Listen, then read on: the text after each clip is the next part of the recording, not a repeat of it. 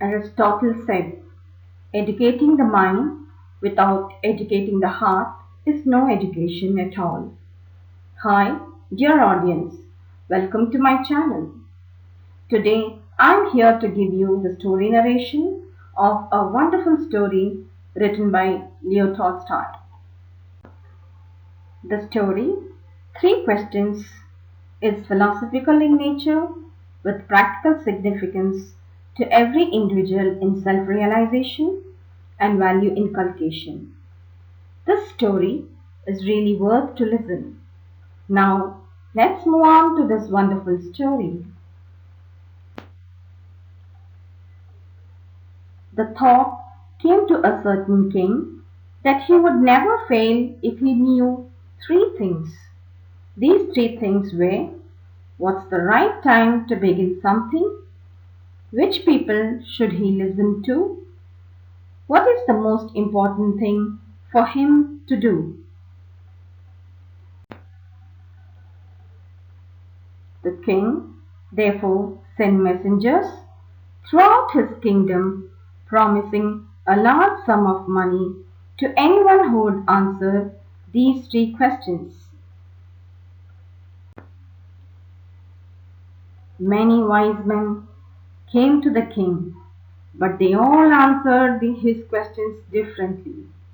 In reply to the first question, some said the king must prepare a timetable and then follow it strictly.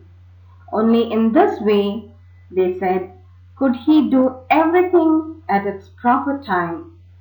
Others said that it was impossible to decide in advance the right time for doing something. The king should notice all that was going on, avoid foolish pleasures, and always do whatever seemed necessary at that time. Yet others said that the king needed a council of wise men who would help him act at the proper time. This was because one man would find it impossible to decide correctly without help from others, the right time for every action. But then others said that there were some things which could be urgent. These things could not wait for the decision of the council. In order to decide the right time for doing something, it is necessary to look into the future, and only magicians could do that. The king, therefore, would have to go to magicians.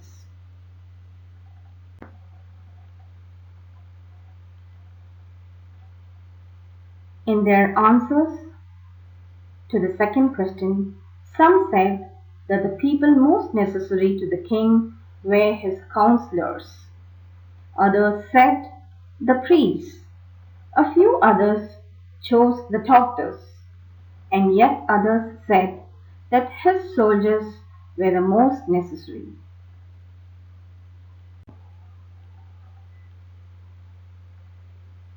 To the third question, some said science, others chose fighting, and yet others religious worship.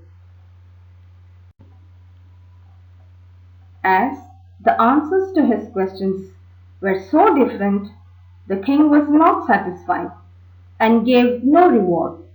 Instead, he decided to seek the advice of a certain hermit who was widely known for his wisdom. The hermit lived in a wood which he never left. He saw no one but simple people, and so the king put on ordinary clothes. Before he reached the hermit's hut, the king left his horse with his bodyguard and went on alone. As the king came near the hermit's hut, he saw the hermit digging the ground in front of his hut. He greeted the king and continued digging. The hermit was old and weak, and as he worked, he breathed heavily. The king went up to the hermit and said, I have come to you, wise hermit, to ask you to answer three questions. How can I learn to do the right thing at the right time. Who are the people I need most? And what affairs are the most important? The hermit listened to the king, but did not speak.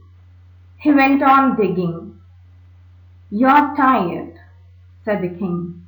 "Let me take the spade and work in your place." "Thanks," said the hermit, giving the king his spade.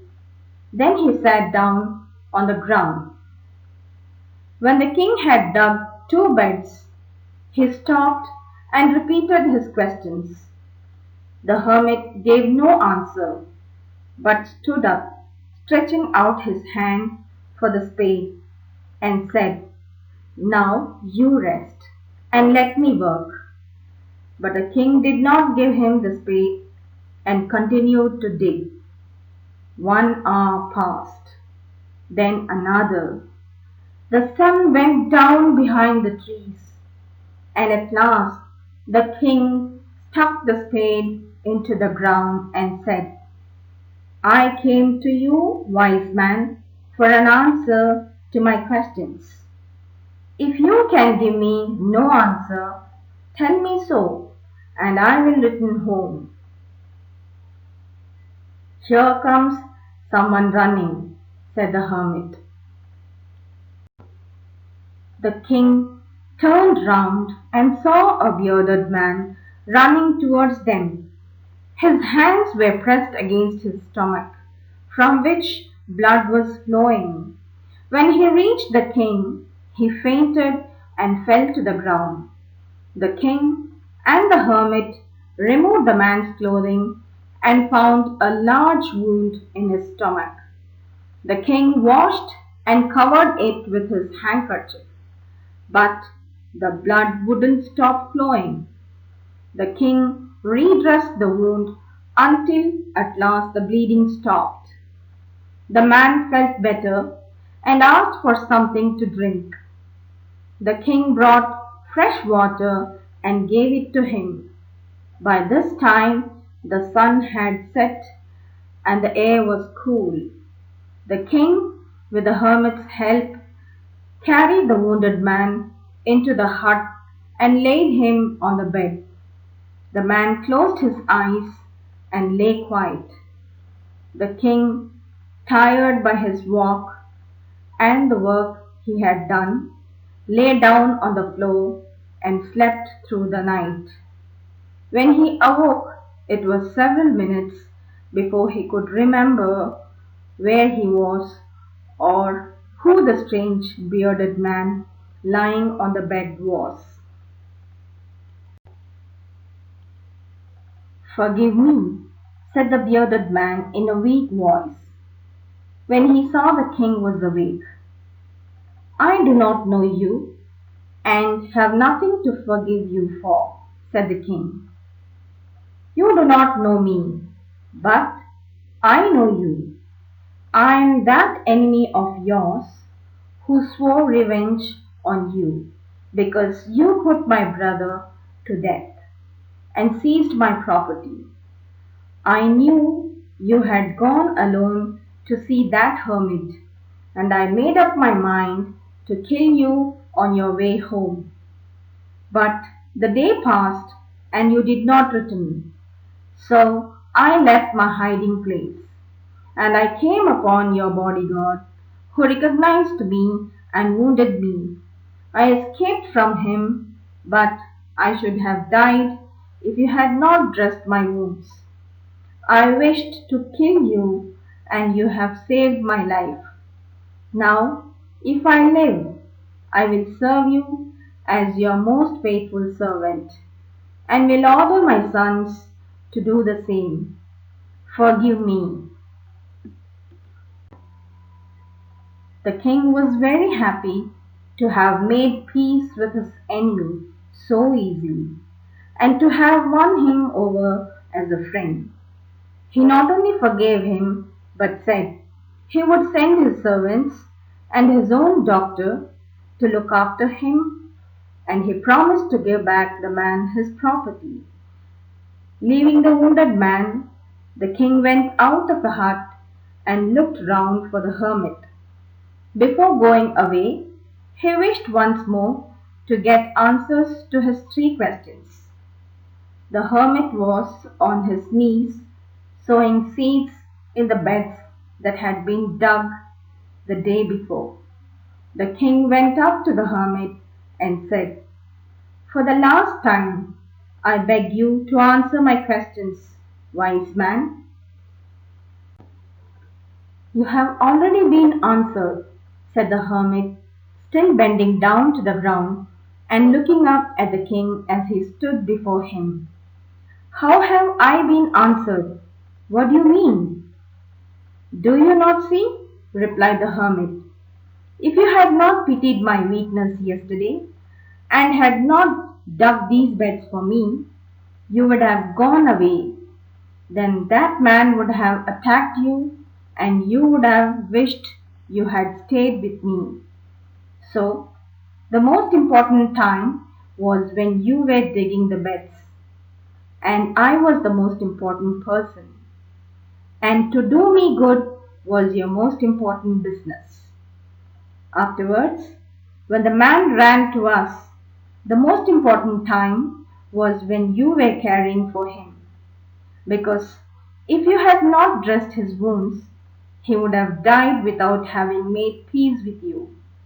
So, he was the most important man, and what you did for him was your most important business. Remember then, there is only one time that is important, and that time is now. It is the most important time because it is the only time we have any power to act. The most necessary person is the person you are with at a particular moment, for no one knows what will happen in the future and whether we'll meet anyone else. The most important business is to do that person good, because we were sent into this world for that purpose alone. Dear audience, hope you enjoyed listening to the story narration. If you had liked this video, give a thumbs up and share with your friends. Thank you for watching.